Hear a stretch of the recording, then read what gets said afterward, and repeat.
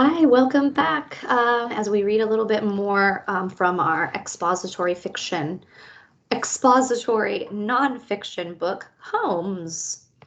Last time when we met, we had been talking about some text features, so I'll just remind you about some of the text features that you'll find in nonfiction books, expository books like this one. Summaries, which we've read, table of contents we've taken a look at, index and glossary we haven't looked at in this book yet, but we will. Today we will also have some questions to answer, and there will be some turn and talks that are required. So when I let you know to turn and talk, just you can tell a family member that's nearby, or a sibling, a stuffed animal, or you can just say it out loud to yourself. So let's see, here we go. Looking at our table of contents here, we are going to be checking out keeping warm and keeping cool on page 10. So I'm going to just jump right there. That's one kind of nice thing about using the table of contents. Keeping warm and keeping cool.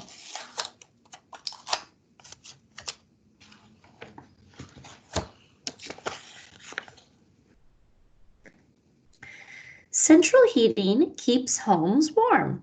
A central heating system may have a boiler where fuel such as gas is burned. When the fuel burns, it makes heat. The heat warms up the water in the boiler. The water flows along the pipes to radiators or heaters around the house. Heat from the radiators goes into the rooms. Hot water cools in radiators and goes back to the boiler. A machine called a thermostat keeps the home's temperature. Take a look at this diagram. And you can see where the boiler is. You can follow the arrows right around. These are the heaters that it's passing. So let's think about this for a second. What did you learn about how some houses get heat? Go ahead and turn and talk.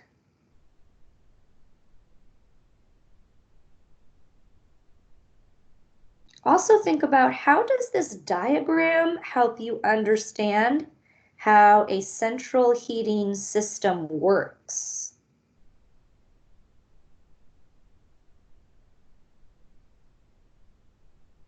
For me, this diagram is easy to read because the arrows, they really make it clear, and all of the labels in this house are two good ways, or two easy ways that help make this diagram really clear.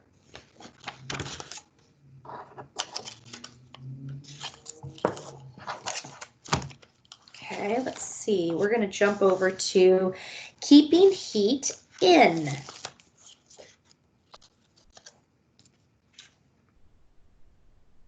When it is cold outside, heat leaks out of your home through the walls, the windows, and the roof. Heating is needed to replace the heat that escapes and to keep your home warm. We stop heat from escaping by using insulation. Modern windows have 2 sheets of glass with a space between them.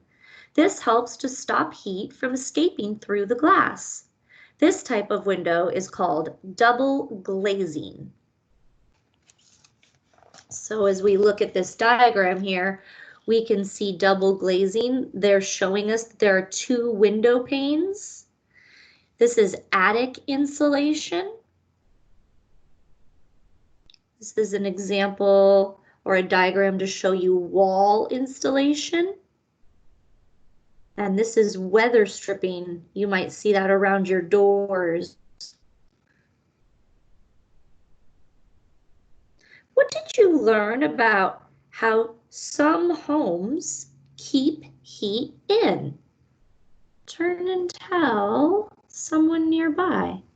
What did you learn about how some homes keep heat in?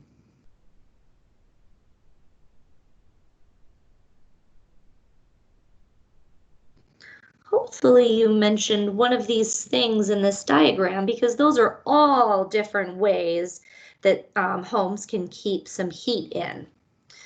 Let's look over at this next page, keeping heat out. You might live in a place where the weather is often hot. Now, in that case, you have to keep your home cool. Heat comes from sunshine. Shutters and shades over windows help to stop a home from heating up. So these are shutters. Sometimes shutters are for a look, but their actual purpose was to close to keep the sunshine out. So turn and tell your neighbor, what did you learn about how some homes can stay cool? What are some things that you can do in your house to keep it to stay cool?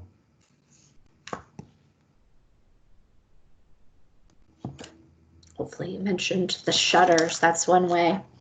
Or, you know, even inside your house, like in my son's room, we want to keep his room cooler so that he can sleep. And so we just use very heavy, dark curtains on the inside of the house. That's a way to do it as well. All right, now we're going to jump over to one other section in this book about machines. Machines that help us.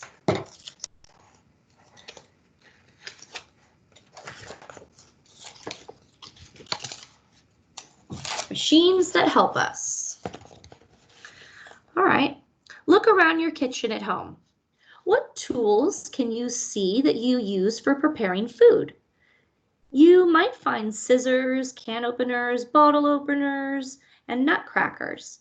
All these tools are for cutting, opening, and squeezing things, and they help us do jobs that we could not do with our hands. They make the jobs easier for us. So all of these tools are simple machines, and they help with jobs in our kitchen. What are some useful tools in your home? And what do they help you do? Tell somebody.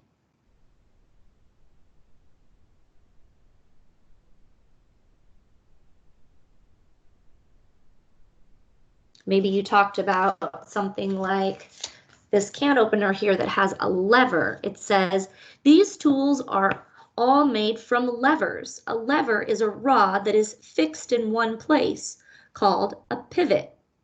We use levers to cut and squeeze things. Levers make push and pull forces bigger. We also use simple tools in the yard, such as shears and spades. We use tools such as pliers, screwdrivers, and hammers for do-it-yourself jobs. So here's a diagram, and it says a can opener uses levers to work. Pressing the handle together makes the cutting wheel slice into the can. So here's the lever. You push with your fingers, and the levers join at a pivot.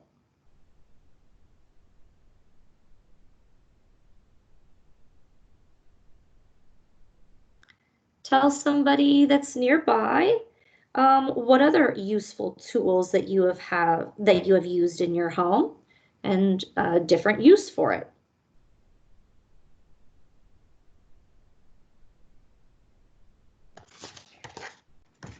All right, well, we're going to pause in our book for now. It's your turn to grab a good book that's just right for you and go find a really comfortable place to sit down and enjoy at least 20 minutes of reading. See you later.